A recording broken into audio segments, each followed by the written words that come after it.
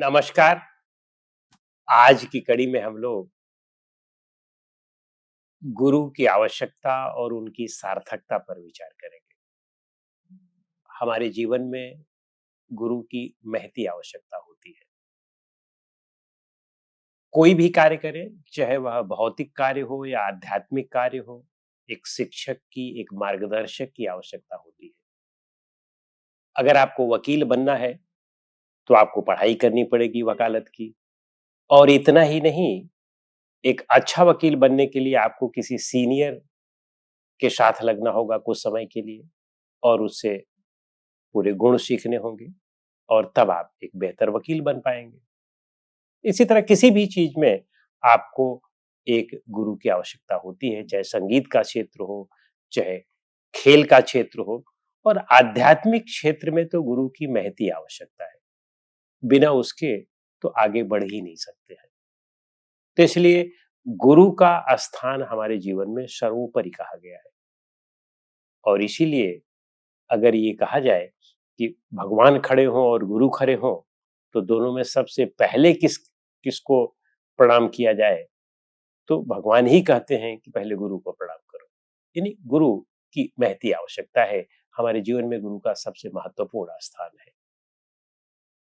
लेकिन ये ध्यान रखें कि गुरु को कैसे पहचानना है और वास्तविक गुरु कौन है, इसकी पहचान होना बहुत आवश्यक है। जैसे हम बाजार में जाते हैं तो चीजों को परख करके खरीदते हैं। कुछ भी खरीदना हो, आपको कपड़े खरीदना है तो बहुत परखते हैं, एक दो दुकान में जाते हैं, पूरा परखते हैं कि कपड़ा ठीक है, सिलावट ठीक है, और कहीं ऐसा ना हो कि उसका रंग छूट जाए। देखने में अच्छा लग रहा हो लेकिन वास्तव में एक बार दो बार पहनने के बाद रंग ना छूट जाए। तो ये सब पूरी जांच परख करते हैं। लेकिन जब गुरु का प्रश्न आता है तो हम जांच परख नहीं करते हैं, जबकि इसमें हमें पूरा जीवन जो है लगाना होता है, अपने पूरे जीवन की दिशा निर्धारित करनी होती है। और जब हम उस पे जांच परख नहीं करते हैं तो इसीलिए गलत हाथों में पड़ जाते हैं। इस समाज में हमेशा से ये रहा है कि कुछ बुद्धि के और प्रतिभा के धनी लोग पैदा हुए होते हैं, जिनमें काफी ज्ञान होता है और काफी बुद्धि होती है और समाज को समझने की क्षमता होती है, शक्ति होती है। और इस शक्ति के आधार पर लोगों को कैसे अपनी तरफ मोड़ते हैं, इसका भी उन्हें ज्ञान होता है। तो इसीलिए कबीर ने एक जगह पर कहा है, मूर्खों के गांव में ठग मरे ने उपवास। जहां पर मूर्ख लोग होते हैं, वहां पर ठग भी बहुत आ जाते हैं। जब मूर्खों के गांव में ठग होगा तो कभी उपवास नहीं मरेगा, उसको बिना कुछ किए हुए ही वो जितना चाहे उतना उसे मिल सकता है और वह धनी हो जाएगा, बाकी मूर्खों को निर्धन कर देगा।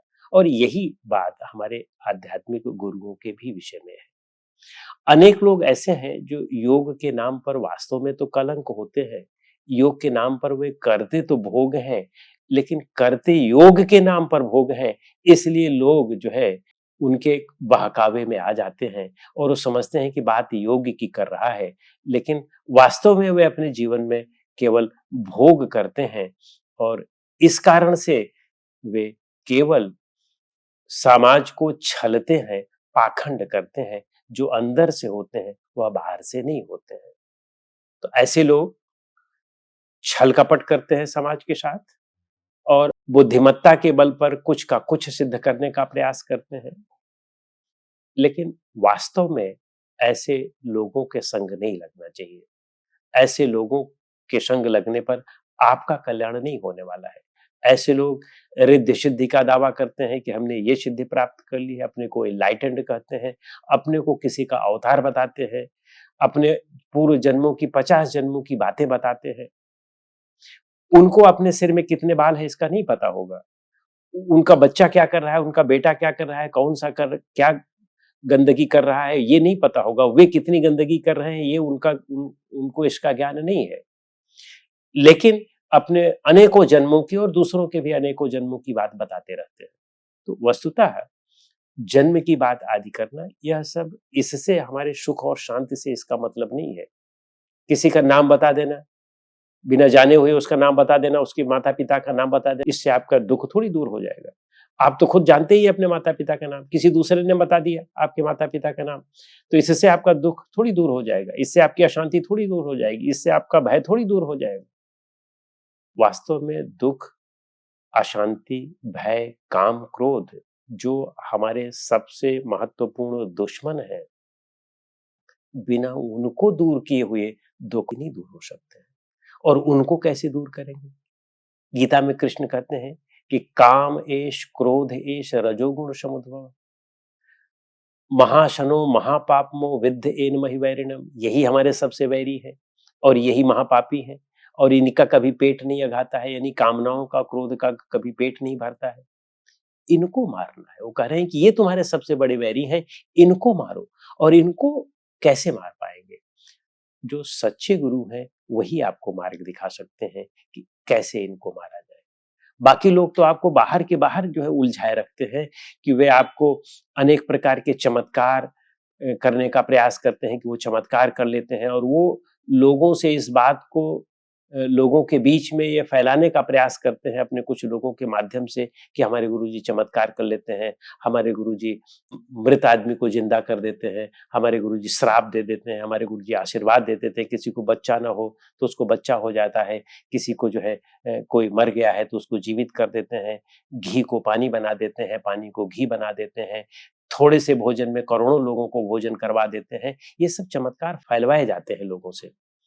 तो इसमें आप देखें कि इससे हमारे दुःख कैसे दूर हो सकते हैं। इसमें हम हमारी अशांति कैसे दूर हो सकती है। मान लो 1 मिनट के लिए कोई कर ही देता है, यद्यपि ये संभव भी नहीं है। वे अपने बच्चों को कोई दुःख होता है तो उसे नहीं दूर कर पाते हैं, पड़ोसी को कोई दुःख होता है तो उसे नहीं दूर कर पाते हैं। अपने ऊपर मृत्यु आती है तो उसको नहीं मालूम रहता है उनको, लेकिन दूसरों की मृत्यु को वो जानते हैं। उनकी कब मृत्यु आएगी ये नहीं जानते हैं। तो ऐसे कैसे हमारा दुःख दूर हो सकता है? तो ऐसे लोगों से बचने का प्रयास करें। ऐसे लोग बहुत भीड़-भाड़ वाले होते हैं, बहुत बड़ी भीड़-भाड़ उनके पास इकट्ठा होती है क्योंकि वो जानते हैं, मूर्ख जनता को जानते हैं कि वो कामनाओं में फँसी हुई है, बस उसकी उसकी जो मेन नस है, मुख्य नस है, बस उसको उस नस का इलाज करने का प्रयास कर दो, उसको बोल दो कि हाँ भाई तुमको किसी को बच्चा नहीं हो रहा है, किसी को किसी नौकरी नहीं लग रही है, किसी का प्रमोशन नहीं लग रहा है, बस उसको गए तो हाँ ठीक है, तो तुमको प्रमोशन हो जाएगा, आशीर्वाद दे दिए। अब कहीं किसी वजह से 1000 लोगों में से किसी एक का पूरा हो गया और वह अपने कर्मों से पूरा होता है, किसी के आशीर्वाद से पूरा नहीं होता है। अपने कर्मों से, अपने प्रारब्ध से होता है, अपने सत्कर्मों से होता है। किसी का अपने सत्कर्म लग गए, उसका हो गया पूरा, तो बस ये फैलवा देते हैं, प्रचार करवा देते हैं कि बस उनके माध्यम से ये पूरा हो गया।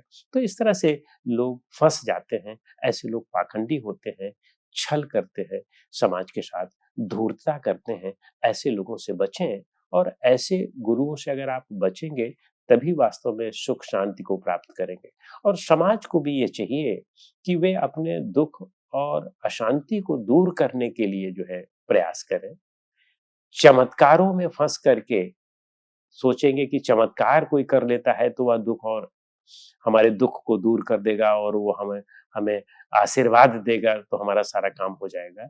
आशीर्वाद से कहीं किसी को कुछ नहीं मिलने वाला है या किसी का श्राप भी नहीं लगता है। यदि आप सत्य हैं तो सत्य को श्राप भी नहीं लगने वाला है और यदि आप अच्छा कर्म करते हैं तो आपकी अपनी इच्छाएं अपने आप ही पूरी होंगी। सत्कर्म आप करेंगे तो आपकी अपनी इच्छाएं अपने आप ही पूरी होंगी।